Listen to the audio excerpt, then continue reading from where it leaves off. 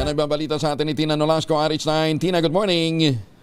Good morning, Kuyang Angel. Nananatiling stable ngunit magkakaiba ang presyo ng asukal ang sumalubong sa atin dito sa Trabaho Public Market sa Sampaloc, Maynila.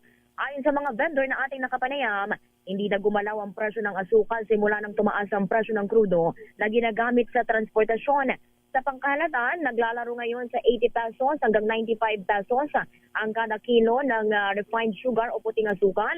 Kung kada 1/4 naman, mabibili sa 20 pesos hanggang 25 pesos. Ang presyo ng brown sugar ay nasa 75 hanggang 85 kada kilo o 18 pesos hanggang 19 pesos ang 1/4. Ang white sugar na nanatili sa 75 pesos ang kada kilo.